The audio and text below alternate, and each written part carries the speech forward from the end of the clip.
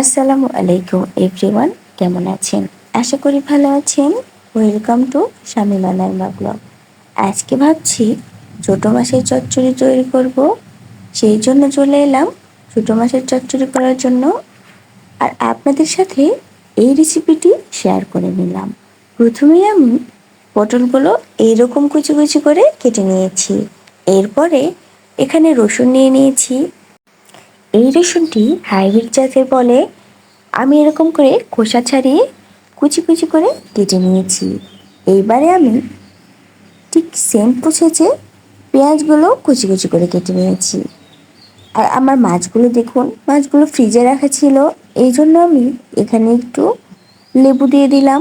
লেবুর রস দিলে মাছের কাঁচার যে গন্ধটি থাকে সেটি আর থাকে না। এখানে পরিমাণ মতো লবণ, মরিচের গুঁড়ো, হলুদের গুঁড়ো দিয়ে মাখিয়ে নেব এবং এটা মাখিয়ে রেখে দেব। চলে যাব এইবার রান্নার কাজে। এখন আমি কড়াইটি চুলায় বসিয়ে দিয়েছি আর এখানে পটল কুচি কুচি করে রাখা রসুনগুলো দিয়ে দিয়েছি। আর এখানে আমি আলু দিয়ে দিয়েছি, পেঁয়াজ দিয়ে দিয়েছি আর কাঁচামরিচও দিয়ে দিয়েছি।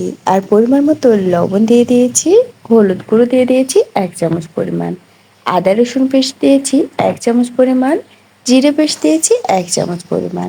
এবার সবগুলো উপকরণ মাখানোর পালা। আমার মাখানো হয়ে গেছে। এখন আমি এখানে 1 কাপ পরিমাণ পানি দিয়ে দিলাম, একটু উল্টিয়ে পাল্টিয়ে দিয়ে এখন আমি এখানে দিয়ে দেব সেই মেরিনেট করে রাখা মাছগুলো আমি আগে থেকে মশলা দিয়ে মাখিয়ে রেখেছিলাম। এখন আমি মাছগুলো এইরকম করে দিয়ে দিলাম আর ঢাকনা দিয়ে রেখে দিয়েছি 5 থেকে 6 মিনিটের মতো। এবার চলে এলাম, একটি বলক উঠলেই আমি একটু উল্টিয়ে পাল্টিয়ে দেব। আর এই কাজটি খুব সাবধানতার সাথে করতে হবে, কারণ মাছগুলো অনেক ছোট, এই জন্য ভেঙে যেতে পারে। এইরকম করে খুব সাবধানে একটু উল্টে পাল্টে দিয়ে আবার ঢাকনা দিয়ে রেখে দিয়েছি। এবার চলে এলাম আবারও। এবার এসে দেখলাম পানিগুলো প্রায় শুকিয়ে গেছে আর রেসিপিটিও প্রায় তৈরি হয়ে কাছাকাছি। এখন একটু উল্টে পাল্টিয়ে আমি রসগুলো শুকিয়ে নেব। আর এখানে কড়াইটি একটু ঘুরিয়ে ঘুরিয়ে এই কাজটি করতে হবে, যেন নিচে খুব ভালো করে একটু পুড়ে যায়, যেন খেতে অনেক ভালো লাগে।